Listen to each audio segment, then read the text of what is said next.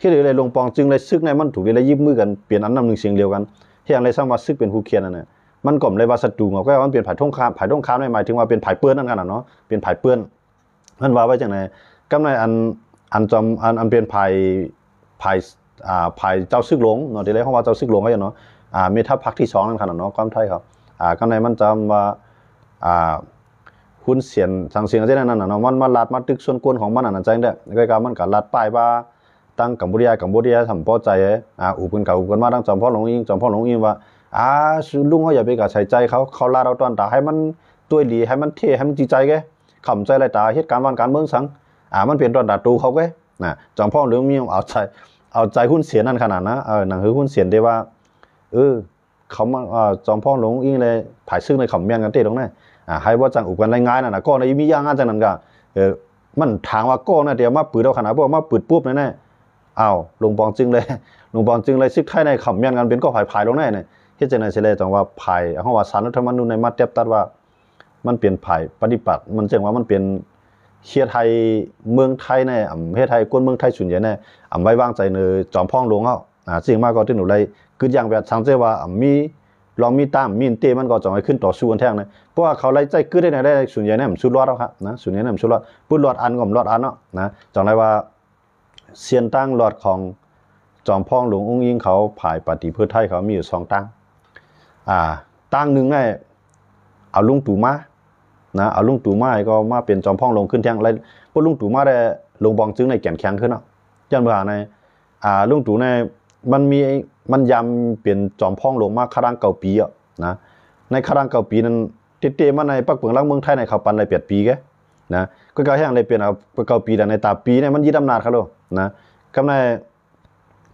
ขึ้นมีรองเลือกตั้งพอรองเลือกตั้งก็เปลี่ยนกว่า4ปีเลือกตั้งทางก้ำขึ้นเป็นไผ่เป้ก็ขึ้นเลยทาง4ปีเปลี่ยนกว่า8ปีทั้งหมดทั้งเซเมนกับ9ปีเตๆมันน่ะรู้อะไรขึ้นมาเปลี่ยนจอมพ่องหลวงอ่ะนะก็แห้งเลยกฎหมายซ้ำปักเปิงซ้ำว่าจังล่ะเนี่ยมือมันมายึดอำนาจจังนั้นนะป้าย้อนเบอร์ปักเปิงลักเมืองอันนั้นบ่ได้ปืนเผาใจบ่ได้เอามาใจตื้อคือเดี๋ยว2ปีมื้อเลยในดังว่ามันเมียนอลีดังจอมพ่องลงลุงตู่ที่ได้อยู่กับทาง2ปีกำไรกูภายในวายตาด้วยทั้งหลายก็มันหันภายนะหรือเสียว่า1เนี่ยย่าเป็นลงบองจึงเลือกตั้งใหม่2มาเนี่ยเอาลุงตู่เนี่ยมาเข้าเป็นจอมพ่องลงขึ้นมาโฮมกันพวกลุงตู่มาเนี่ยภูมิใจไทยก็ได้มากขึ้นประชาธิปัตย์ก็ได้มากขึ้นพลังประชารัฐก็ได้มากขึ้นปาร์ตี้รวมไทยสร้างชาติก็ได้มาเป็นอันเดียวขึ้นเพื่อไทยก็มันตื่นเปลี่ยนหัวหน้าลงบองจึงไว้อยู่ยาวเขาได้มาโฮมมาในลุงตู่ในอยู่เนื้อบนมดจำได้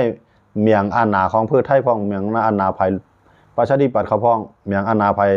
ภูมิใจไทยเขาพ้องมั่งเมียงกระทรวงอันนั้นมันเนาะว่าข้อมูลเคกันได้ในเมียงมันก็ปดๆความหมายมันในนั้นเนาะมันจะเห็นว่าจันข่อยจันมันนั่นขนาดเนาะกำไรเฮาคำว่าด้วยดีในมันมีอยู่2เส้นทางหลักมันจะเห็นข่าวว่าเนาะเส้นทางอันใดซึกยึดเมืองอะไรไว้ค่ะนะย้อนเบอร์สังหลานเนี่ยอันซึกได้ยึดเมืองในพอซึกยึดเมืองในเขาได้ตุ้มเตื้อต่อการค้าการขายของเขาแห้งน่ะเหมือนเจ้าหนังจานเป็นเมืองที่มุขสีเหมือนเจ้าหนังยุโรปเขาในเนาะเหมือนเจ้าหนังญี่ปุ่นเขาในเหมือนเจ้าหนังสิงคโปร์เขาในหลายๆเมืองเป็นเมืองที่มุขสีนั่นเตมีรองการค้าการขายของเมืองไทยเต้ลองขายจากนั้นอเมริกันเขาก็เตเฮห้ามโอ้ยหลีความอเมริกันอย่าไปรับซื้อโคของเมืองไทยย้อนเบอร์เขายึดอำนาจใจเปิงซึกมันได้เป็นจังไหนกำไรเมืองไทยของจังหือเพราะว่ายึดอำนาจมาไหนที่ไรเกื้องหาเมืองอันยึดอำนาจขึ้นเหมือนเก่าเมืองอันซึกยึดเมือง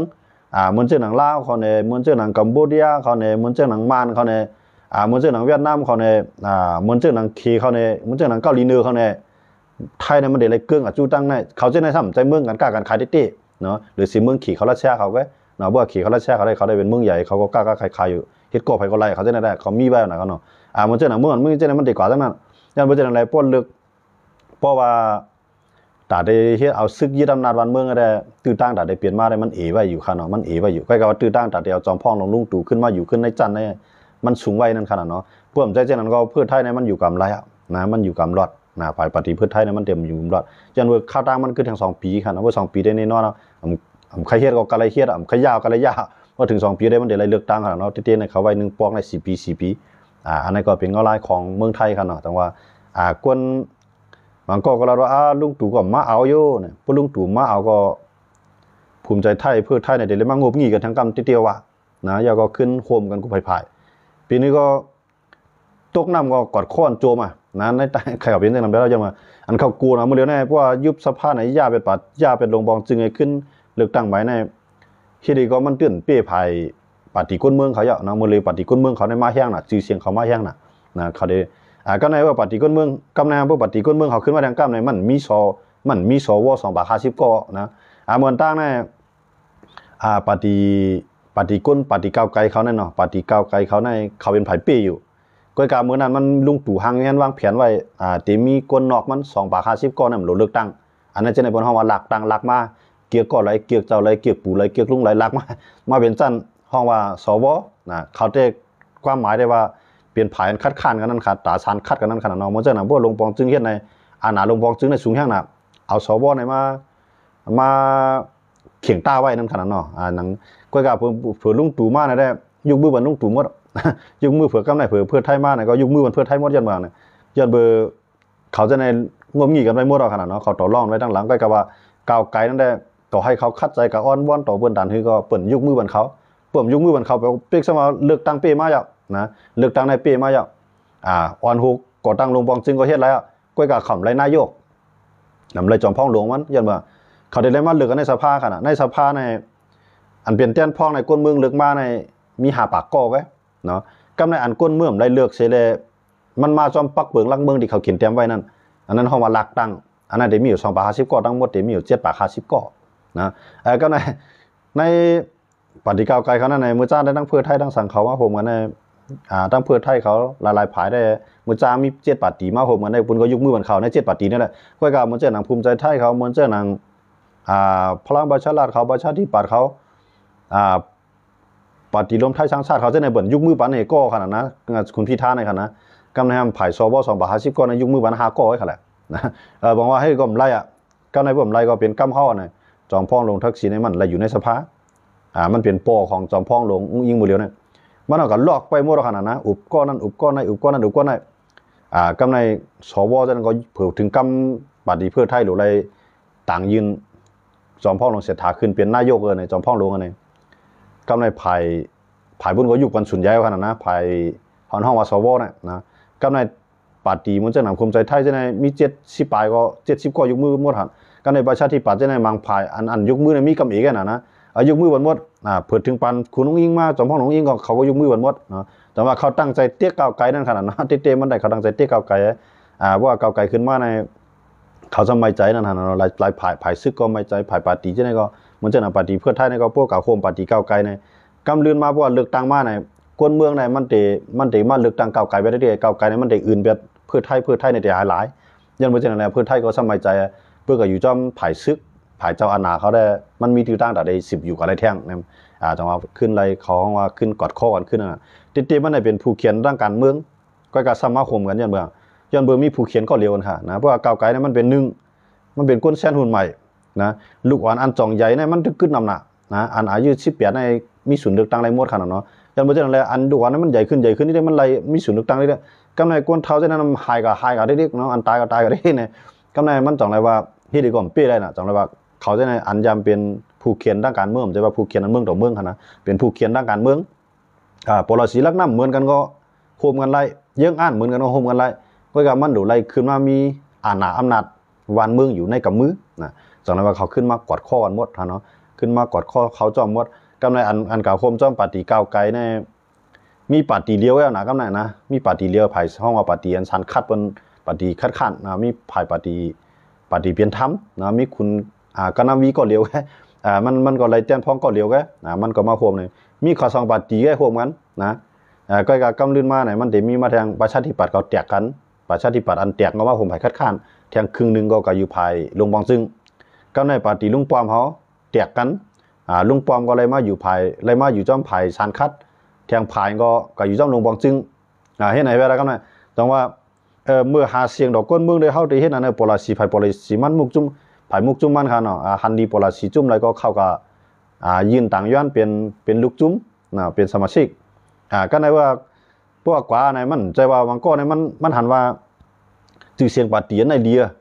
เบิ่งเขาก็เข้าอยู่ในปาตีในๆก็เต็มเลยเป็นแต้นพ้องเพิ่นเต็มเลือกเขาก็บางก็เอาจื่อเสียงปาตีเช่นนั้นจื่อเสียงหลังเช่นนั้นนี่ก็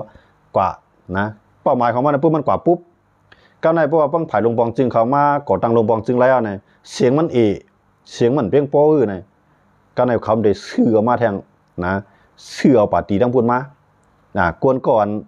นเข้ากับโฮมเจ้าเหมือนเจ้าหนังมาโฮมเจ้าปาตีเก่าไกลเขาในมันใจว่าฮันดีปลาซีมันใจว่าฮันดีลักน้ำใจว่าฮันดีละเฮ็ดก็ก็จื่อเสียงมันหลีไปอย่างหนึ่งเนี่ยเป็นก้นรุ่นใหม่สองว่าเนี่ยเป็นก้นเตียนตึกก่อตั้งขึ้นมาใหม่กำในก้นส่วนใหญ่เนี่ยก็เกียกนะเฮ้ยก็เพื่อเขาเข้ากับอะไรในเฮ้ยก็บนดึงเดือกกับว่าเนี่ยมันเข้ากันในปุ๊บเผื่อเข้ากับปุ๊บว่าไหนกำในเขาซ้ำมีส่วนตัดได้ค่ายกับอยู่ปาตีไรก็ไล่กำในเพื่อเขาไล่เปลี่ยนแดนพ้องอ่ะนะเหมือนเจ้าหนังคุณสีนวลเนี่ยเดี๋ยวมีไปที่เกี้ยงใหม่ที่จอมต้องเลยกันนะนั่นเป็นก้อนดังสุดเขาว่างูเห่านะห้องงูเห่าบอกว่าเมื่อหาเสียงได้ลัดในก้นเมืองอันเจือนใจมาหน่อยเผื่อไหวมาได้ว่าอุดมการณ์เขาเหมือนกันยังอ่านการเมืองเขาเหมือนกันเขาอยู่จ้ำกันก็หยาบนะออกกาอยู่แทงปาตีนึงเฮ้ยเนี่ยมันเป็นจังไหนยันเป็นจังไหนในเงารายการเมืองไทยเนาะเขาว่าเนาะบอกว่ามือกูปองในเขาอยู่เมืองเขาอยู่เมืองเขาในห่ำพูดว่าการเมืองวนเรียนจึงหือก็ในเหมือนจังไหนเขาข่าวได้อยู่ในตัวอย่างนางเมืองเขาเนี่ยเฮียงเลยปาตีเรียกเฮียงเลยมานในปานสิปานมันในเป็นมานเขาเป็นลงบองจึงที่เก้เนี่ยย้อนเบิ่มมานในปาตีสังสีขึ้นมามันก็ห้องหาห้วยหาส่วนตุ่มแต้นพ้องหลายผ่ายเขามาหูมันกวนตีเป็นแต้นพ้องในไผ่ก็ย่อเป้าหมายสูงสุดในใครเป็นลงบองจึงเพราะเป็นลงบองจึงในมันเหตุการณ์อะไรเพราะเป็นไผ่สารคัดในเป็นสว่างหันดีก็ย่อมันมอกยุกมือสารคัดไอ้มอกหาลองหาตั้งไอ้มาซับเลี้ยงปานให้นั่นไงมันมีส่วนตาเดเขียนเตรียมปักเปิงลักเมืองนะต่อให้ปักเปิงลักเมืองในมันหันดีในก็เพราะไผ่ลงบองจึงหันว่ามันหันดีในยุคเสียงส่วนใหญ่นั่นตื้นไรเปลี่ยนตื้นเตรียมอะไรดีๆปักเปิงลักเมืองนั่นแต่ว่าเมืองเขากำนำในห่ำไรป่องใส่เงารายการเมืองเสียไหนกับพลมาเขาเป็นใต้ลงตื้นลึกปาตีใต้แกห่ำหู้ว่าปาตีใต้เขานั่นสองมันเดี๋ยวไรเป็นลงบองซึ่งห่ำหู้เขาหู้ว่ามันหนูไรเลือกใต้เขาหนูมีเตี้ยนพองแกนะเตี้ยเนี่ยเตี้ยนพองว่าในป่อมใจลงบองซึ่งในตัวให้เป็นเตี้ยนพองก็ย่อมันเปลี่ยนผายชานคัดมันเว้ยนะมันเจ๋งว่าเปิ้นย้อนเงินกับเฮ็ดตังเงินในมันนำหนาห่ำพันดีเขาได้ทอนเขากาใครถอนก็กามันเปียผายลงบองจึงสุดก้นสุดใหญ่รู้โฮมมาเหมือนเจอหนังข้าวตั้งบัตรที่รูเตียกมันเนาะอันนี้เขาได้อยู่ในเตียกมันข้าวอันโฮบัตรตั้งบัตรไรก็กาว่าบัตรข้านั้นคาเดมีแต้นพ่องหลายก็เดมีก้นหลายก็ได้ส่งในพื้นที่ตัดได้เลือกตั้งก็นั่นค่าส่งว่าเช่นนั้นสองก้นเมืองเลือกมามันได้เป็นแต้นพ่องผู้เป็นก้นมีเงินได้มันไรขนาดนะมาเลยเข้าปั่นสู่การนั่นก็ได้ไงอ่อนก้นสูงมาเลือกตั้งเลยครับปันสุกันหน้ากันได้เพราะอะไรเตี้ยนพ่อมาในสูเดลัยจังนั้นจังไรมันมีการใจเงินกันจังไหนแต่ว่าเงินในใจแห้งนะใจน้ำแห้งนะแต่ว่าเมืองเขาได้ทำหู้เหมือนเจ้าหนังก็ปนมาได้ปีนึงก็ยาวเปิ้นใจตอนปุ้งอะไรใส่ปุ้งนั่นให้ไหนเนาะกิ้งกลางกิ้งเหียงกับใจใส่ปุ้งอะไรก็ใส่จ้อมกิ้งกลางกิ้งเหียงไงนะเปิ้นวันน้องนะปังไงนะมันกูกิ้งกลางกิ้งเหียงไผ่กิ้งเหียงมาเนี่ยเขาล้ก็ในพวกเป็นในเวียงก็อันเปิ้นหู้การเมืองดีๆเปิ้นเรียนการเมืองดีๆก็พ่อกับเลือกปฏิมาน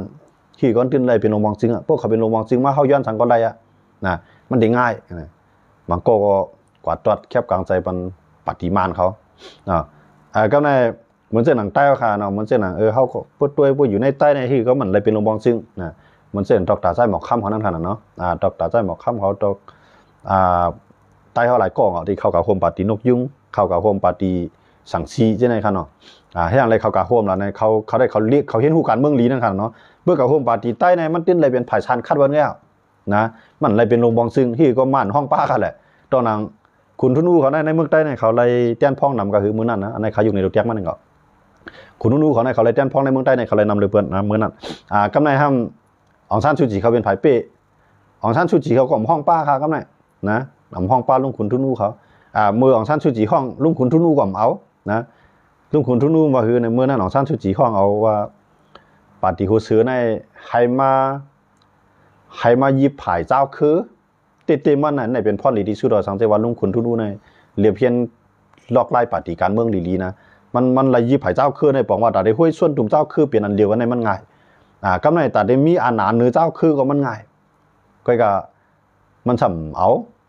เขาเนี่ยใจมาตอนตาได้เปลี่ยนผู้นำเจ้าคือก็ดูเขาขึ้นมาเข้ามาตั้งปฏิในตอนตาได้เป็นลงบองจึงเบิ่มห้องเขาห่มลงบองจึงก็ห้องเอาเห็นไหนก็กำลังของท่านชูจิวก็หลักเปิ้นมาใส่เย้าว่า ญาสังใต้เด้อนะกับตัวแคบกลางใจเขาซุ่มเขาว่าเอาแทงไอ้นั่นน่ะที่ตีมันนะบอกว่าพวกเป็นภายสารคัดในมันมีอาณาสังตั้งการเมืองเสียอิดหรือสิว่าพวกป้าก่อมเย้าเขาในมีปุ่นพ่อนแต่เดียวร้านในสภาแต่เดียวลองของลองเนี่ยเอากระตังเลยว่าเขาในพื้นที่เขาเป็นจริงเขาหลวจริงเอากระตังลาดไล่อยู่ใกล้กับเปิ่นเฮ็ดซ้ำเขายันเมือง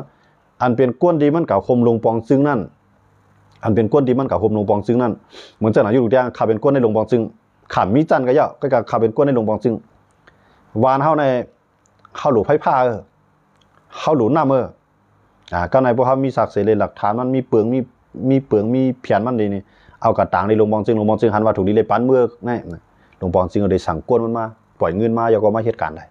อันในผู้เป็นภายในหลวงปองซึ่งในมันเฮ็ดไรกำในเพราะว่าเข้ากว่าเขามีนำกระดังเขียนเปิ้นเอาเข้าเปลี่ยนภูมิจันทร์ของว่าเปิ้นไทยของว่ารัฐมนตรีนั่นขนาดเนาะเปลี่ยนภายอะไรก็เยอะนะเอามาที่เป็นภายปกป้องเนี่ยเยอะภายปกป้องเส้นตาสายตั้งเนี่ยภายปกป้องการค้าการขายเนี่ยภายปกป้องหุ้งยาในยาเนี่ยเพราะอะไรนึงก็มันจะมาเหตุการณ์ในพื้นที่อะไรก็เดียวนะเพราะอะไรกระทรวงห้องมากระทรวงเราไทยเขาเนาะเพราะอะไรมาจันอะไรนึงในเหตุการณ์อะไรก็เดียวลองว่าใต้เขาในกระบวนมาในเขาเป็นปฏิใต้ดูปันใต้แกสังเกตว่าเขาใต้เขามีน้ำกัดอะไรเข้ากับอยู่ในปฏิมานเขาเขาย้อนเอาเงินนั้นมาเฮ็ดปันในบ้านในสวนเขาเฮ็ดอะไร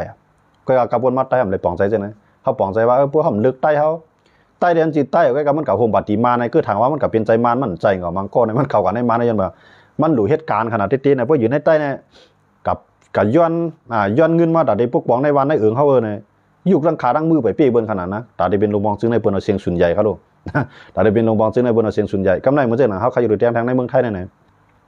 เขามี5 ปากก้อขนาดนะใน5 ปากก้อในพวกเขามีเตียนพองบอกปาก50 ก้อในแกก้าวใครยุกอ่ะนะเปิ้นมี3 ปากก็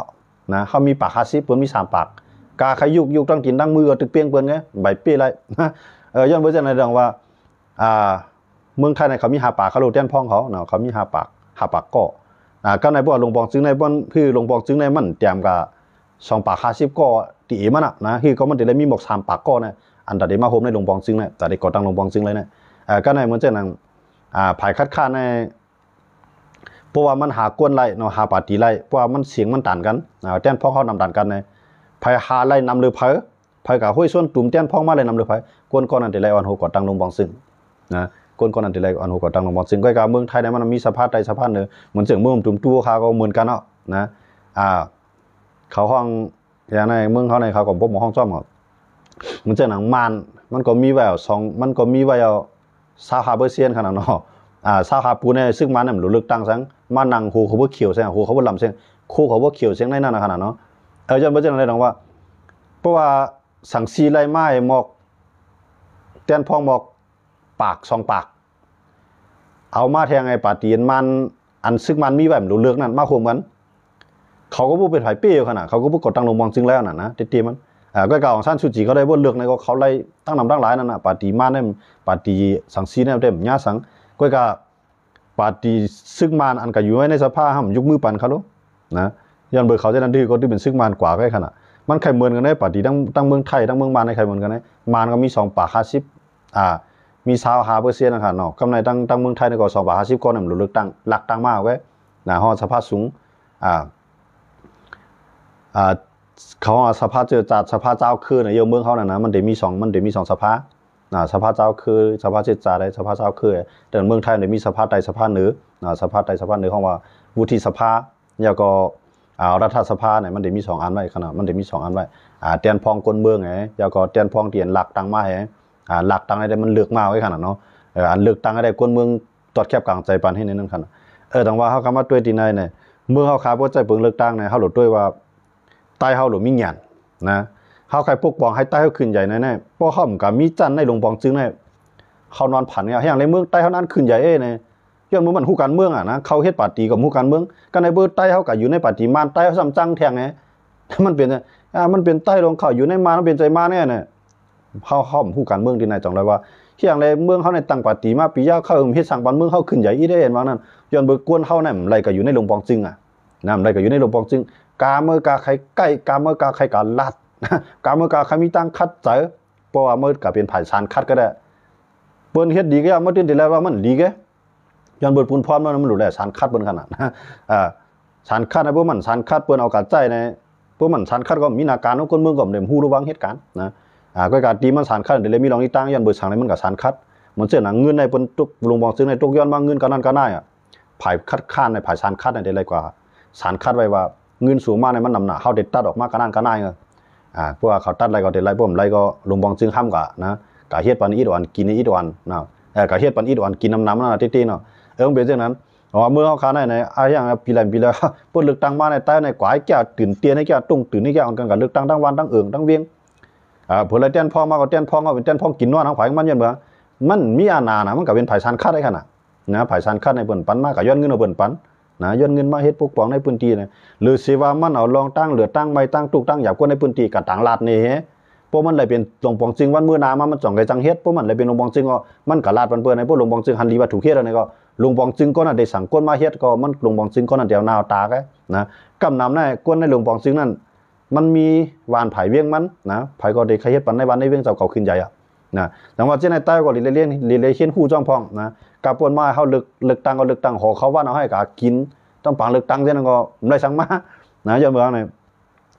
พุทธใต้เขากว่าที่เต้เนี่ยมันจะนั่นตกตาใจหมอกข้ามมันมันเจ้าในเขากว่าเนี่ยเขากว่าเป็นรองประธานาธิบดีก็เดียวเขารู้เนาะเป็นกฎหมายซองเขารู้นะเพราะกฎหมายซองในเพราะมันใจการเมืองอันที่ซึกมันยิบนะสังว่ามันเปลี่ยนปฏิกฎเมืองเต้เนี่ยอาณามันสูงหนาเจ้าว่านะเป็นรองนายกนะครับนะเป็นรองประธานาธิบดีเป็นกฎหมายซองเขาหรอมันจะนั่นประธานาธิบดีก็นั้นวันดีขึ้นดีกับเงี้ยวัวปิดตายไปเลยในอันเป็นก้อที่2นั้นขึ้นมาเตียนมาแล้วค่ะนะในคาร์อยู่ในเตียงก็นั้นก็กล้าผ่าตายไปนั้นก็ขี่เครื่องบินตกไปเลยนะมันได้เป็นตกตาใจหมอกข้ามมาได้ขึ้นมายิบประธานาธิบดีขึ้นมาเป็นประธานาธิบดีก็ได้ว่าเป็นประธานาธิบดีซึกในมันสังไลเต้นะก็การเมืองอะไรมันสังไลก็ยังเบอร์ซึกมาในมันอาณาซึกในถึงเคียงหนาล้านนะครับเนาะจังหวะเปิ้นเมืองไทยได้พวกขึ้นมานะได้ซึกก็มันสังไลตำรวจก็มันสังไลปักปึงลักเมืองมันเกไลย่าก็เข็นเตรียมไลเนาะย่าก็การค้าการขายกุศลกุลองมันเฮ็ดไรอาณามันเตรียมครับเปิ้นหลวงปองซึ่งเมืองไทยได้ก็เมืองเขาได้มันไลเตรียมก็นะเขาอยู่ในเตียงมันก็ยังบ่จังได๋ว่าการที่เฮาสนใจการเมืองเนี่ยเฮาได้ไล่เรียบเพี้ยนด้วยการเมืองเปิ้น